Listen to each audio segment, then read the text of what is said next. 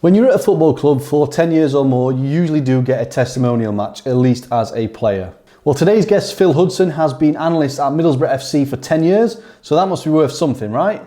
Being there so long, Phill has outlasted countless players and managers and has watched and been part of the growth of the department during that period of time.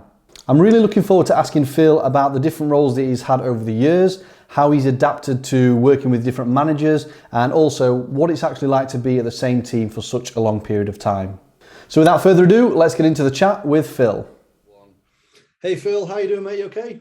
Yeah, really good. Thank you. Yourself? Good. Yeah, I'm very good. Thank you, Phill.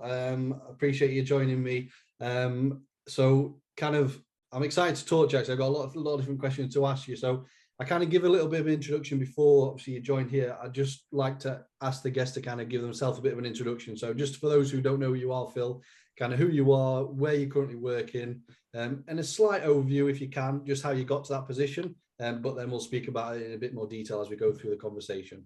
Yeah, so my name's Phill Hudson. I'm currently senior performance analyst at Middlesbrough.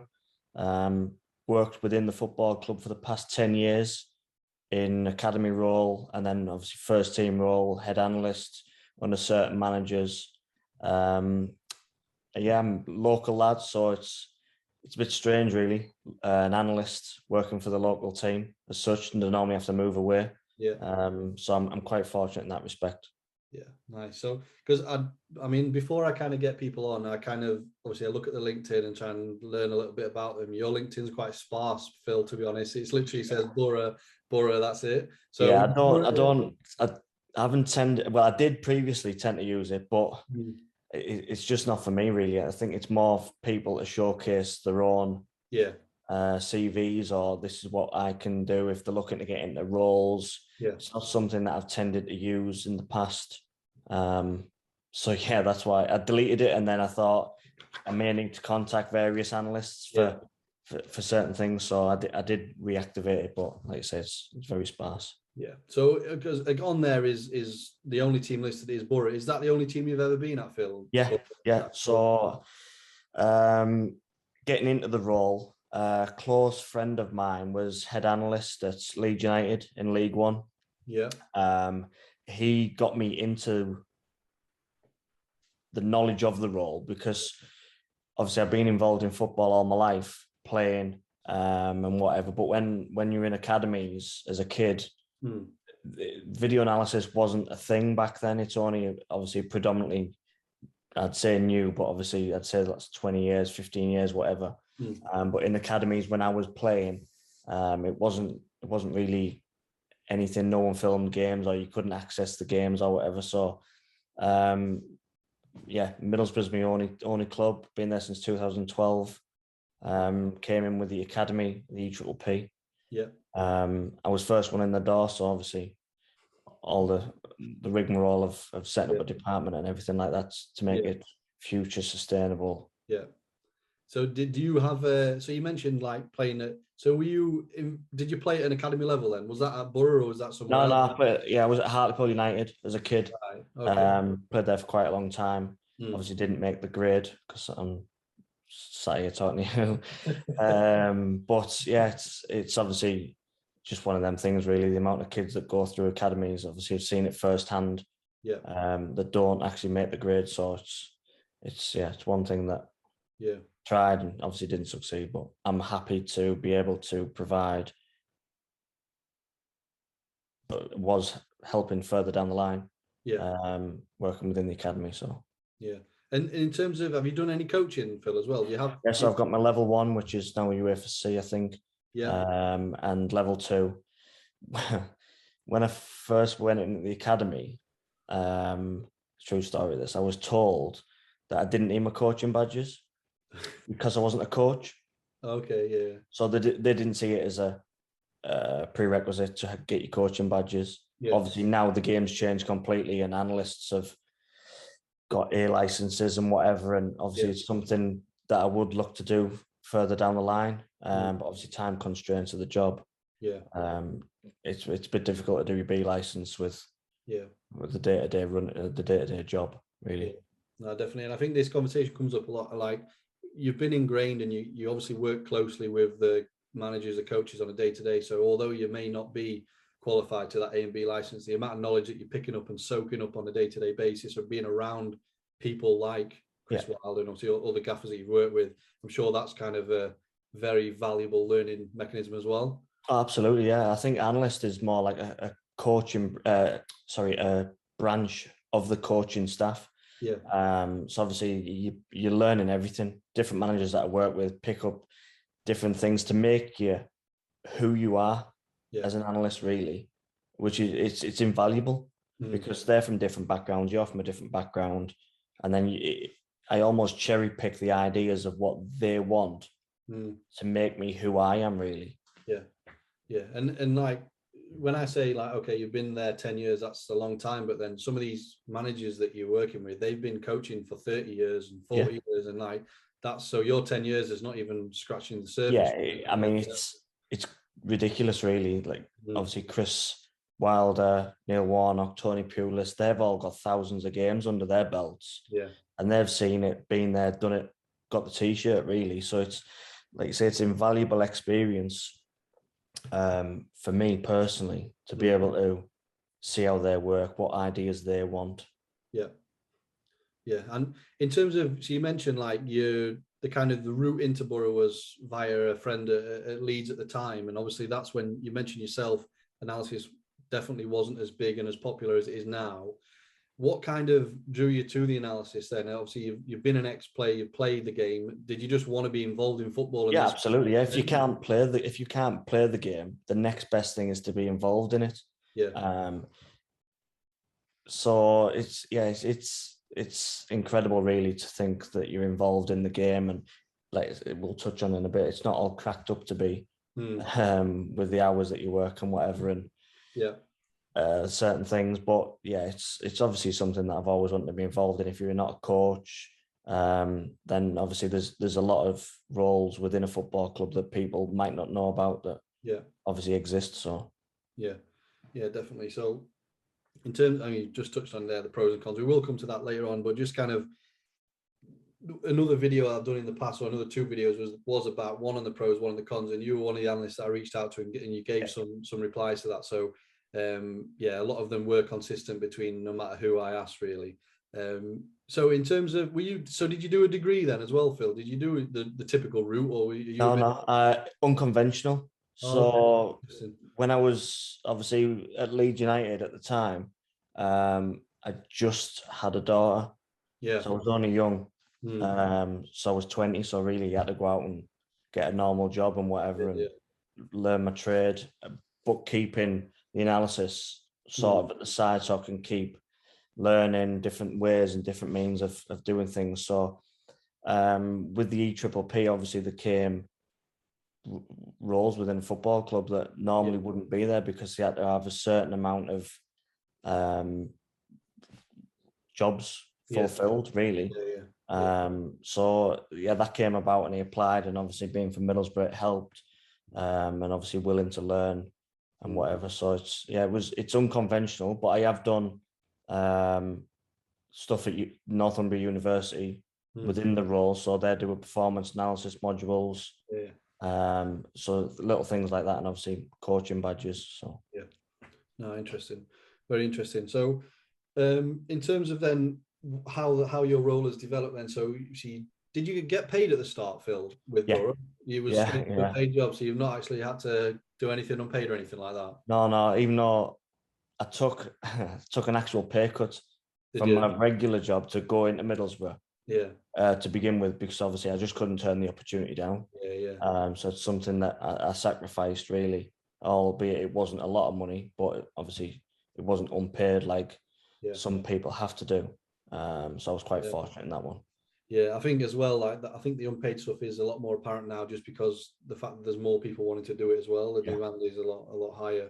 Yeah, obviously we've utilised universities and people doing degrees at Northumbria University, Teesside University, to get them experience, because I know how invaluable it is, really. But not so much at the first team level, because of the dynamics of the things that may get said in a room. I don't think as an intern, I don't think certain people should be privy to that. Although I'm not against it at all. Yeah. Yeah, no, definitely. I kind of tend to agree with that. Yeah, because to be fair, when you first go into a club, there's a lot happening, and there's a lot that you probably don't expect to see and hear and stuff like absolutely. that. No, that's interesting. So you started off with the academy then. Were you one of one then, or were you one of one? One of one. Perfect. So I'd gone in to set up the department, basically with a blank canvas because there wasn't one there.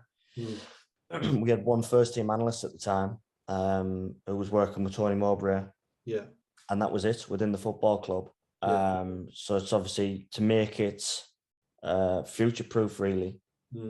So get MacBooks in, various software, what deals we can do, cameras, sports masks, everything really to try and create the department so that we could fulfill the EPP requirements. Yeah. And what was that at the time? What were Boro's academy then? Is it the same? We were Cat 1. We went in straight Cat 1.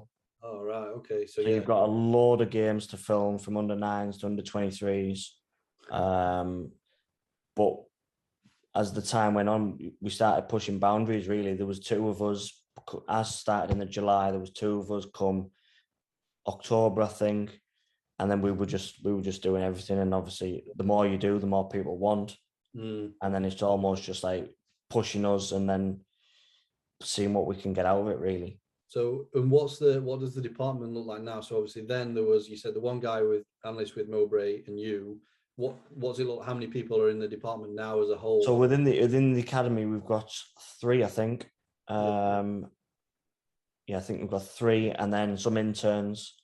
But obviously, it's different clubs vary with how many they want or how many they can get. Yeah.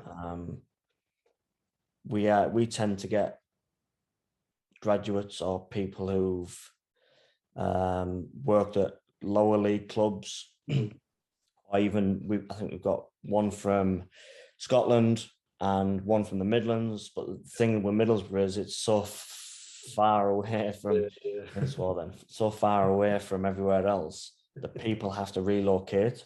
Move away from the families, as a lot of analysts do. So. No, would you say it's not the most glamorous place to live, Phil? I don't want to. Oh no, absolutely not. There's some amazing places, honestly. I'm from all my family's northern than that, but from like South Shield, like Newcastle, Sunderland way. So that's why I'm a Sunderland fan. And it's interesting that you've said you're a Boro fan then. From like you've always been a Boro fan, and you found yourself into. I imagine was the dream job, and you've stayed there ever since. So it's you don't normally see that, do you, at all? So in terms of, so you started off one man on his own, somehow sorting things out from basically not really having any experience, and then kind of that grows. So when did you then go from doing things with the academy to then doing the first team? Was it a particular manager that came in, or were you? So when Tony left, obviously Aitor Karanka came in. And the analyst that was there at the time, I think he left because Aitor wanted to bring his own man in. But what happened was they didn't do any video analysis. So basically he brought in a graphic designer. There was no wide angle. He didn't film the games, he didn't film training, he didn't do anything of that sort. So they used to work, the coaching staff, or one coach in particular, used to watch Y Scout, get some clips together, and then the graphic designer used to animate single images. Oh, right. To then put into a presentation. And then that's all it was, really.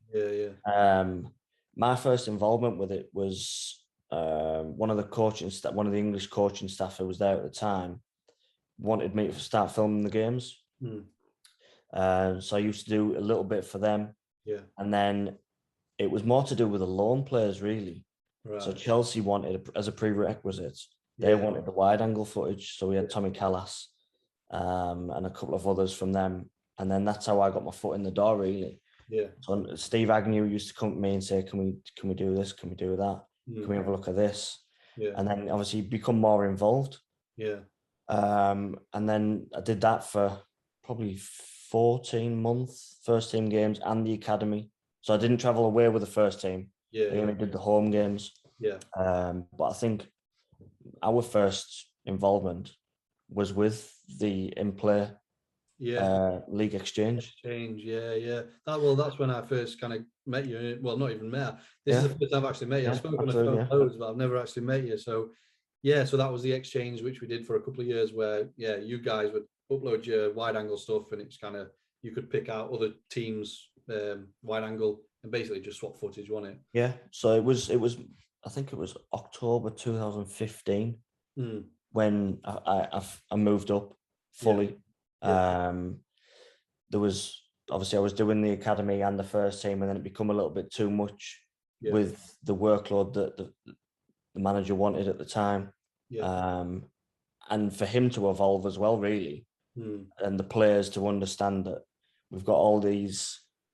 Well, we can get the wide angle footage. You can see a completely different view of the game, and then we moved it on from there, really. So it was October 2015. I always remember my first game. Played Man United away in the cup. Yeah. And we beat them on penalties. That was the first time, like my first day fully as a first team analyst. It was unbelievable. Don't get much better than that, does it? Yeah.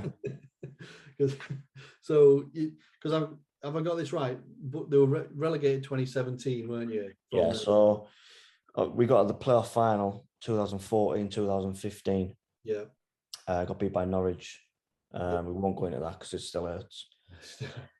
And then the season after, we got promoted automatically. We finished second to Burnley. Had basically a final day shootout with Brighton. We needed a draw or a win, and they needed to beat us. And we drew the game 1-0.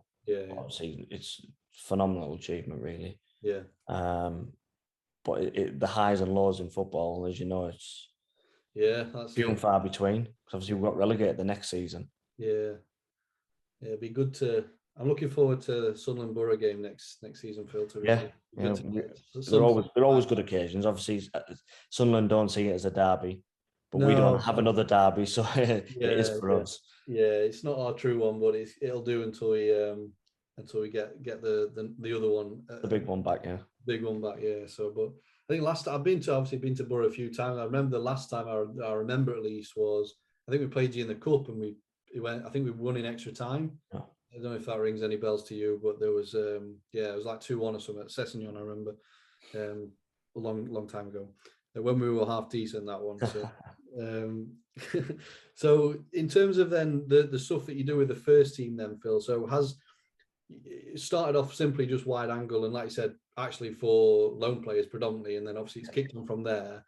So then how has that changed from what you're doing now? And so in terms of the first team analysis department, who else is the other people as well as you? Yeah, so Chris obviously brought in Mikey Allen, who we worked with at Sheffield United for a long period of time. Obviously, they had great success at Sheffield United.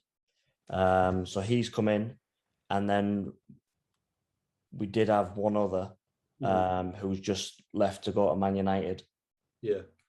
Obviously, I know Mikey. I interned under Mikey. That was my first proper, probably my first proper experience was at Sheffield United when I was there. So I kind of know him from back then. So you've got two, obviously it was three. So what kind of how do you split the responsibilities then? Do you focus on certain things like opposition, or how does that kind of work? Yeah, so we have designated roles. So my role is predominantly now, I record all training sessions. And log them, break them down into certain areas for the coaching staff. So if they want to come in from training and see part of training, because we have IP cameras.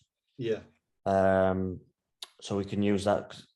I think the 15 meters high that we got put in, so they can see different aspects of training whenever they want. And then from then, alongside the assistant manager and under the guidance of him, we create a game plan with a drone. So during certain training sessions, we'll get the drone out, we'll film it. So in possession, out possession, what that's going to look like going into a game, which will be delivered to the players.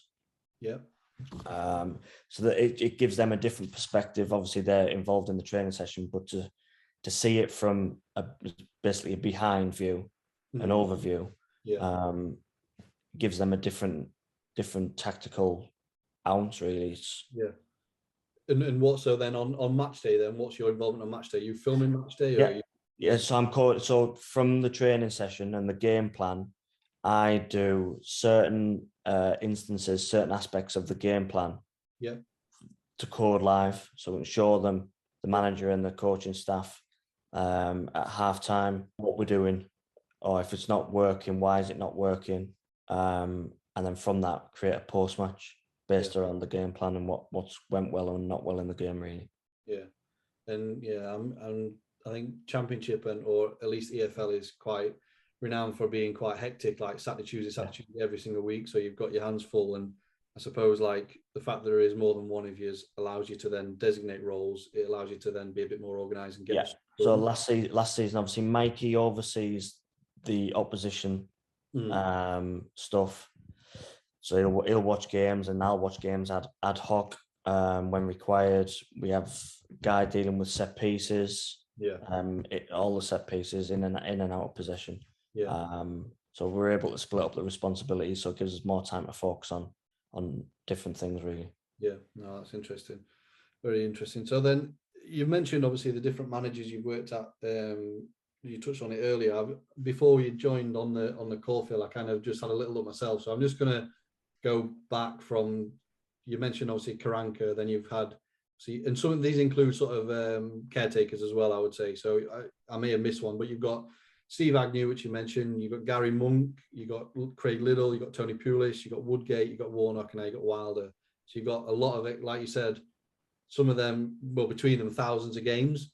So there's a lot of experience in there. So is there any in there that kind of, you mentioned obviously different styles of working with Karanka, any other manager that you kind of enjoyed working with out of those guys more than any others? I enjoyed working them all. Each one of them brings a different thing. I could go through them all really and break it down. Obviously, Pulis was good because he was the first one after Monk. So Gary Monk was really good as a young manager. He knew exactly what he wanted. The training sessions were really good, very well planned. And then obviously Tony's come in and just put a structure together really. And we were unlucky. We got to the playoffs and then we missed out.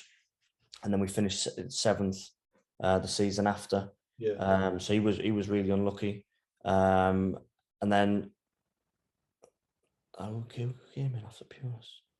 Jonathan. Yeah, I got Woodgate as well. So me and Jonathan are really close friends. Obviously, we're both from Middlesbrough. I know him personally. I had a lot of dealings with him because he was on the coaching staff under Tony as well. So we became quite close, and it was very unfortunate, obviously, what happened. But I won't go into that.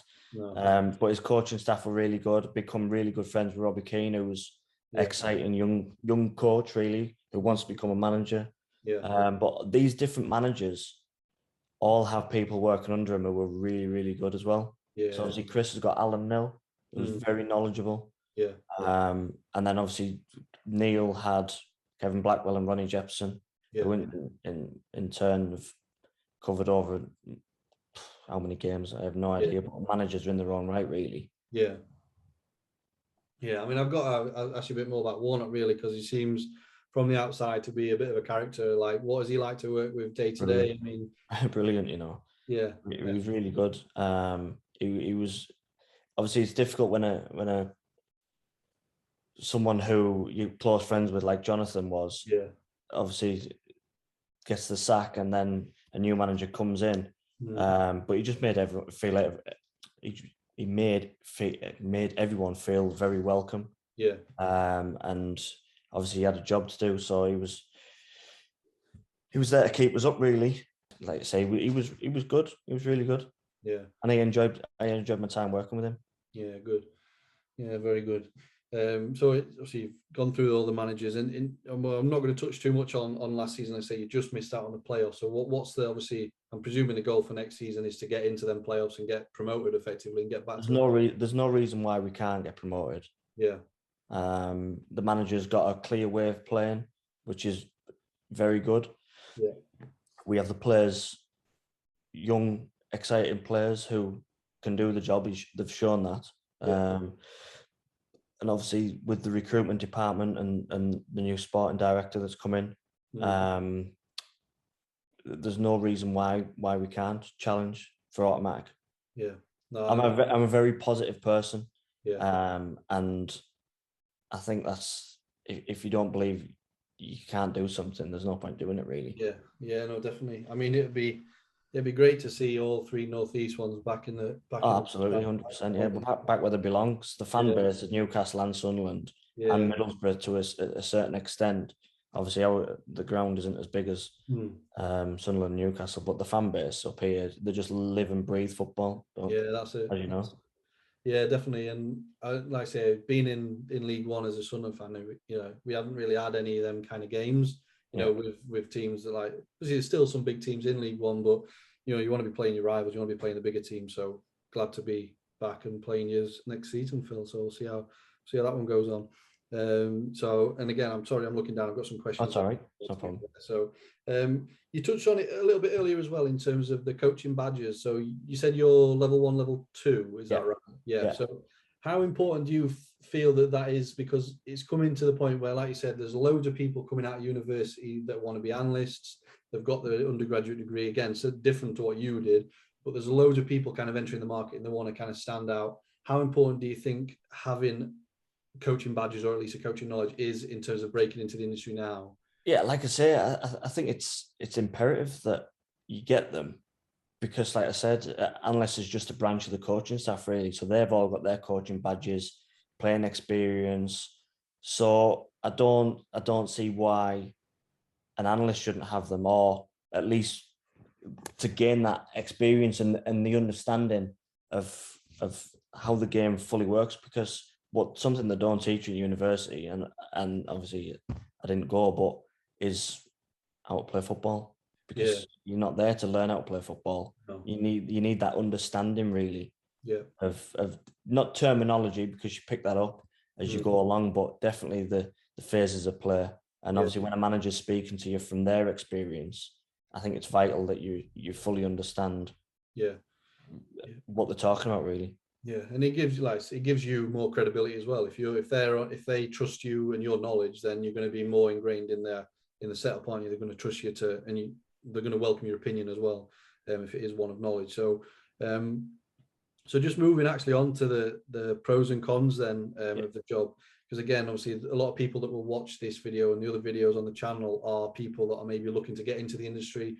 They might have already kind of been there, but they're looking to kind of progress in their career. So, and again, these pros and cons from other people I've asked come from like people that have been at different clubs, but you've kind of one club all the way through. So in terms of pros and cons, what would you say? Start with the pros, Phil. What would you say is the best thing about being an analyst within football? Definitely working in the industry. Having grown up, you watch it on the telly all the time. It's everywhere now. That played a major factor in decision to pursuing a job in football. When you're working every day towards a goal, you're working from Monday and your game's on Saturday. Yeah. There's nothing more rewarding than everything coming to plan. Yeah. I always remember one game we played against Millwall, and we'd basically done everything right, and in 30 minutes we were 3-0 up, and it's just it's amazing, really. Times like that, it is rewarding. Obviously, the build up to the game, winning, obviously losing is a completely different factor. It's something that I still find difficult to deal with. And then working with different managers, really, players, coaches, they're all from different backgrounds. The different methods and cultures that people bring to the table.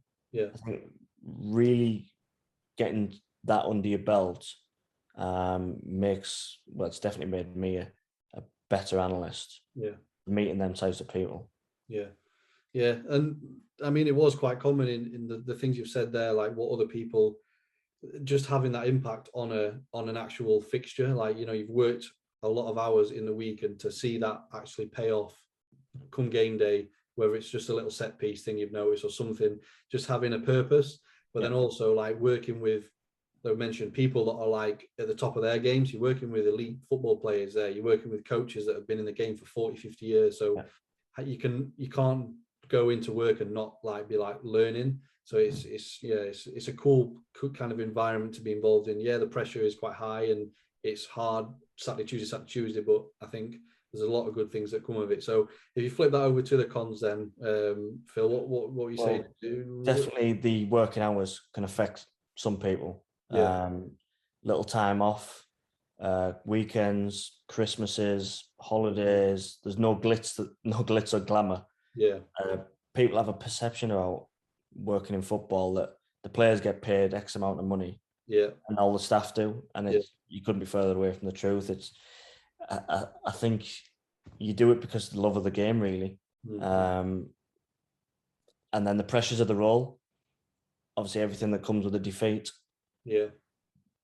Negativity from external sources, the fans, obviously being a Middlesbrough fan, you go down the pub, and especially if we've been beaten, it's just ridiculous and sort of, you need to live your life, but there's certain times where you think, what am I doing? I can't even go for a drink or go out for a meal or things like that, you know, and I'm no one, but it's the pressures of the external sources, really, and spending time away from the family. Obviously my daughter, my friends, you miss weddings, you hold up in hotels at times, you miss birthdays. It's just part and parcel of the job. Yeah, because I do get people ask me like the holidays and stuff. Like obviously you would be expected to kind of be available all times throughout the season. Then you would get what, maybe so we report back pre-season tomorrow. Wow, so that seems like it's not been much break at all. I know it's a little bit false this season because obviously the World Cup and it's starting a bit earlier, aren't we? But So what have you had off then? Well, when did you kind of? Last game of the season was first weekend in May, so May the 7th, and obviously today's the 14th of June. Yes, you had 5 weeks. 5 weeks off, and probably no days off during the season. So it's one of them where you kind of preload all your holidays into the summer, which for some people it's quite good as well. You know, you can have extended holidays, you can have multiple trips, but it's just getting through the season. And the season can, to be fair, the seasons can go quite quick, can't they? Like when you're involved in it, it's like, because you've got game. It's before you know it, you're in, past Christmas, and then you're on the back end. Yeah, I always say once you get to Christmas, the seasons it'll take care of itself because it goes that quickly. Yeah. I think with the World Cup, I think the amount of games that they're going to try and cram in, or obviously I don't know, the fixtures aren't out yet, but I'm sure it'll be.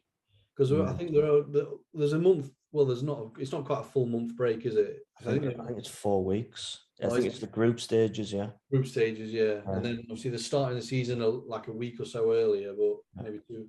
So you've got to cram them all the games in somewhere, haven't you? So it's going to be like half a season. It sounds like before Christmas and wow. So before the break at least. Yeah, so you'll have plenty Saturday, Tuesdays then, Phil, to look forward. The Championship's relentless as it is. It is. It definitely is. So in terms of, obviously, you made it clear you are obviously a Boro fan. Has that played a part in the fact that you've been there so long, Phil? Have you ever thought about moving on? I've been there so long. I've just been fortunate. No, of course it does. Obviously, my family's here. My parents, my friends, my daughter goes to school here. So obviously, it is a major factor why I'm still here. But obviously, the love of the club, it obviously runs deep. Obviously, my dad and my brother go to the games. Home and away. My daughter started going to all the games. Oh, that's good. So. Yeah, no, it must be good. Like the fact that you and the family actually are Boro fans anyway, and you're going and you're having an impact on. So when Boro don't do well, they can probably blame you, Phil, can't they? They can have a they try and have a couple of digs, but. So in terms of then, just because I know not every analyst would have done this, but have you ever? Because again, people that watch this might be looking at getting into the industry. So Have you been a part of any interviews in terms of interviewing staff, Phil, for new? No, I haven't. It's not something that I've done.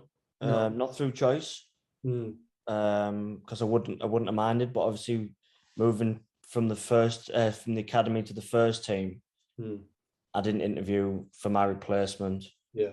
Or being on any interview panels. The academy tend to keep that within themselves. So it's like I said, it's through no choice of my own, but obviously not being a part of that.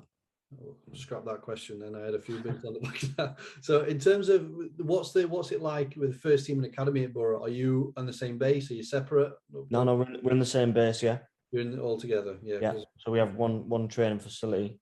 Yeah. Obviously the academy there, and obviously the first team all together. So yeah, nice.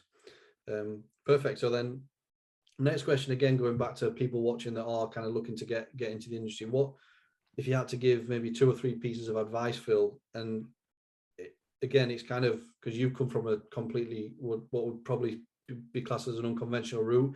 You didn't go down the sort of degree kind of way and all that sort of stuff. But from what you know and the people that you've worked with, let's say, in terms of other analysts, what kind of advice would you give to anyone looking to get into the industry? Just one sec, my daughter's at the door. Oh, of course, no problem. Yeah, so advice: be prepared to work as hard as possible. Yeah. That's the fundamental aspect of it. Be prepared to be away from your friends and your family and miss certain things. It's not for everyone, but when it happens and when it's right, it's the best thing thing you'll ever do. If you're lucky enough to get success, which obviously I've been fortunate to get promoted. Yeah. Enjoy it. Yeah.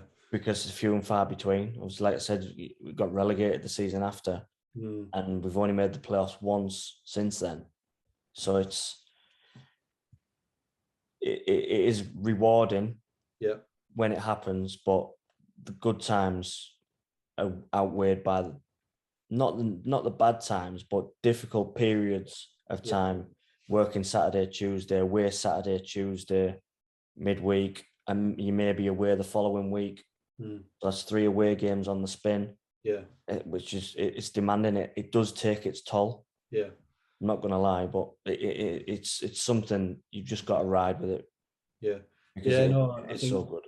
What you've said, it's not all the glitz and the glam. It is hard work, and it takes a lot to, especially be like you've been involved at that level and you've been at that club for so long. Obviously, you must be doing something right. So, but you're not going to get there without hard work, I think is what I would say again. So, perfect. So then, in terms of anything that you kind of are you a reader, Phil? Do you read any books on coaching or anything, or any? I don't have the patience to read. If I'm being perfectly honest, I'd rather an audio book and someone read to me. I get bored. Yeah. So what do you do on these? What do you do on the long journeys then? Let's say you've got a 6-hour. Well, I suppose you'd be flying. Do you fly most places, or do you? Yeah. So Bournemouth we fly, Swansea, Cardiff, Norwich, them kinds of things. So obviously it's so remote. Yeah, yeah. Every away game. Now we don't have Leeds or obviously Sunderland just come up, but every away game is a couple of hours. Yeah. Even Hull, which is the closest one bar in Sunderland, that's still at 1 hour 45. So it is, it's quite difficult. But I tend, if allowed, the players want their cars driving down, we take the cars down. So it's not being on the bus. Obviously, it keeps us active. Yeah. But 9 times out of 10, I go with the kit man. Yeah, just to give him company, help him get set up. Yeah, obviously, it gives a different aspect. I don't mind helping out that way. So if we're going to a away game, we'll go to the stadium straight after the hotel, set up. So there's not so much work to do. Yeah. And then I'll go to the ground with him early in the morning and obviously get my department set up. Not my department, but analyst department. Yeah. Set up on a game day. So, and then just stay at the stadium. Yeah. Nice. Interesting. So what I like to do, Phil, I've got some quick fire questions coming your way with football players. You've got to choose who you would prefer, some past and present players. Let's say Boro will unlock a bit of a war chest for next season and you can pick any of these. So again, just quick fire. Who would you prefer in terms of who was better at their prime potentially and who would fit into the Boro team? So the first one being Patrick Vieira or Roy Keane? Roy Keane. Haaland or Lewandowski? Haaland. Gerrard Lampard? Gerrard. Henry Drogba? Henry. Ronaldinho Zidane? Zidane. Kaka or Figo? Figo. John Terry, Rio Ferdinand? Rio. Neymar Mbappe? Mbappe. Rooney or Harry Kane? Wow. That's a tough one. Oh, jeez. I'll go Rooney. Go Rooney. Oh, okay, interesting. So who do you think Kane will get the Premier League record of Shearer's record or no? You think he'll get it? Yeah. As long as he doesn't go abroad, but yeah. He's just got to stay fit as well, hasn't he, I suppose. Yeah. Like when you start getting into the age he's at, he's got to. Yeah. He's got a dodgy ankle, hasn't he? Yeah, and he's probably got to average 25 or so goals a season, whatever he's got left. But yeah, we'll see. I think he's adapted his game though. Yeah, agreed. Especially where the Tottenham playing, where he's always dropping in deep to become a false nine. You've got Son and Kulusevski running in behind. I think he's different to Shearer, completely different. So yeah. No, definitely. I mean, so Phil, predictions for next season? We're going to see you in the playoffs. I'm going to go top two. Top two. I'm going for it. To be fair, I mean, like you said, Chris Wilder knows what he's doing, especially like he had an absolutely fantastic job at Sheffield United, and obviously the stuff he's brought in, his assistants and stuff. He knows the league inside out. So why not? That's what I'd say. If we can maybe Middlesbrough Sunderland playoff final would be a nice one. That would be a good. I can't be doing with playoff final again. Yeah, they're horrible, aren't they, man? I'm just. Oh, I've been to Wembley. I went to Wembley for the 3 cup finals. We drew against Leicester the first one, got beaten in replay. Played Chelsea twice, 96 and 97. Both times got beat. Di Matteo scored within 45 seconds. 1-0 down. And then obviously the playoff final got beat. Obviously, albeit the new Wembley. I went to watch England at the Euro final, got beat.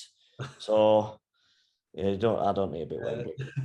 Yeah, no, to be fair, until the playoff final just gone, like, I had a similar record. Like, the playoff final before, the Johnson's Paint Trophy before that, the City in the Carling Cup final we played again, just lost them all. So well, I actually went to the Carling Cup final when we played in it, but it was at the Millennium Stadium.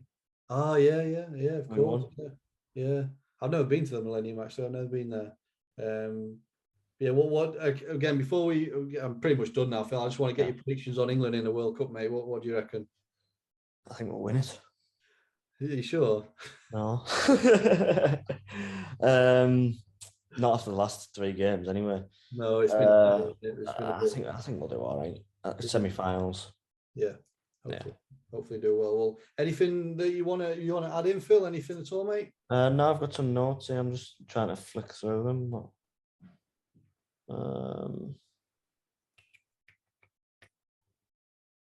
no, I think that's it. Mate. Nice one. Well, like I say, mate, appreciate your time. I wish you all the best for the new season. And yeah, I'll catch up with you soon, mate.